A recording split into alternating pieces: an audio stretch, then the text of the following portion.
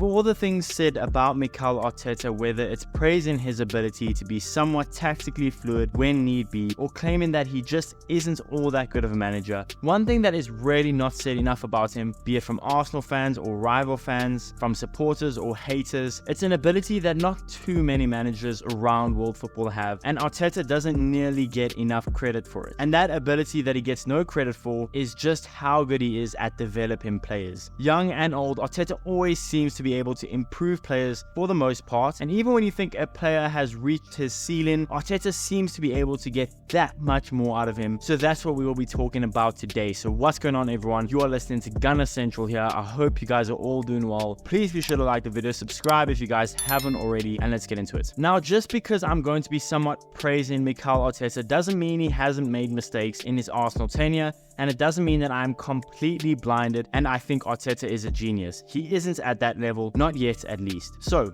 why is the skill of being able to develop both young and older players, why is it so slept on by the footballing world? Why is this skill not given any credit for the most part, and it seems to be glossed over by everyone under the sun? Well, to be fair, it's because this skill doesn't really ever have concrete evidence. Sometimes the development of a player is simply because the younger player got more minutes, the player themselves have put in the work, and the manager happened to be in charge while the player started to be in the form of their lives. And an example of this is Jamie Vardy at Leicester in 2015. Was it Ranieri who developed him, or was it Jamie Vardy the one solely responsible for his form? So that's why managers don't really get credit. Who is it? Who do you give credit to when a player thrives and is in the form of their lives? Lingard at West Ham. Was that David Moyes, or was that Lingard just finding a place that suits him and him performing to the best of his ability? So you can see why the skill is so crucial yet so underrated by footballing fans and the footballing world in general. But I believe Arteta has the skill in abundance and he's not nearly given enough credit for it. The first player I want to talk about as an example of Arteta's skill is Unai Emery. Always seems to be the one getting the credit, and I get it.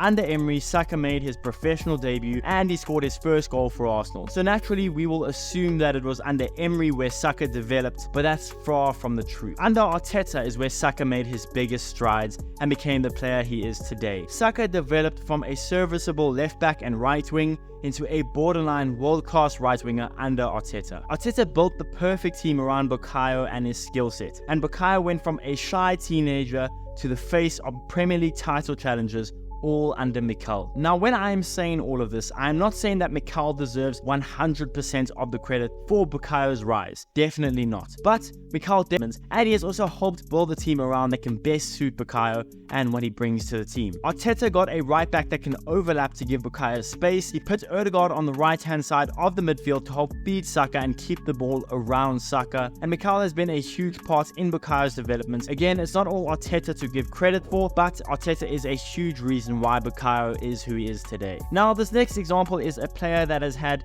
his ups and downs with Arsenal, but is without a doubt a player that Arteta has developed so nicely, especially early in Arteta's reign. It's Emile Smith-Rowe, a player I just made a video about on my channel, so be sure to check that out if you haven't already. Now, I'm not really going to go into this one of why Smith-Rowe has developed so nicely under Arteta, because I mean, it's pretty obvious that Arteta developed him so well. And again, I said all this basically in the video about Smith-Rowe, so again, go check that out. Now, the next player is absolute proof that Arteta doesn't only develop young players, and that player is Granit Xhaka. It's very easy to forget that when Arteta arrived, every single Arsenal fan, including me, wanted Granit gone. He was a liability both on and off the field, and when Granit left last season, he left basically as a mini hero for Arsenal. Arteta developed Granit Xhaka and found a role for Granit that he could thrive in, and that role was basically the box-to-box 8 role, as opposed to the holding 6 role. He played at Mönchengladbach and he played under Emery, he played under Wenger. Arteta developed him to be a game-changing number 8.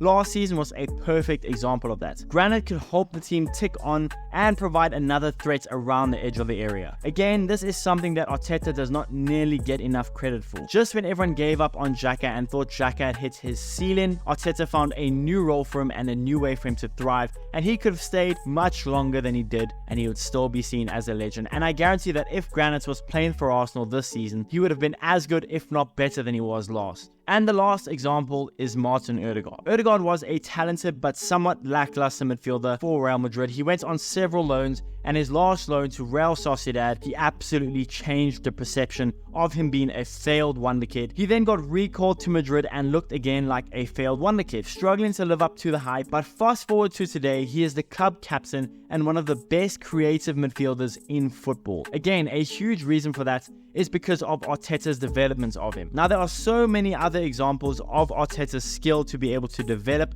and nurture talent and bring out the best in players that we might think have peaked or are just failed wonder kids or are just youth kids from the academy. More examples are Gabriel Martinelli, Gabriel Magalhaes, heck, even players at Man City where he was the assistant coach. Arteta had a huge hand in developing those players. Now, I've made this video just to explain to you guys that Arteta needs more credit for his ability to develop young players. It is a crucial skill that can bring the most out of players that other clubs or fans have given up on. And again, while Arteta isn't solely responsible for the players' development, it is not a coincidence that so many players under Arteta have had a career revival or have just grown and developed really nicely. And while yes, I do think Arteta is not perfect in this department and there are better managers in the world at this skill, Arteta is really good at development and deserves far more credit than he has gotten. But yeah guys, that's the video. Let me know in the comments below, do you think Arteta is good at developing players, or is this just a coincidence that so many players have succeeded under Arteta? Let me know in the comments below. Please be sure to smash the like button, subscribe if you guys haven't already,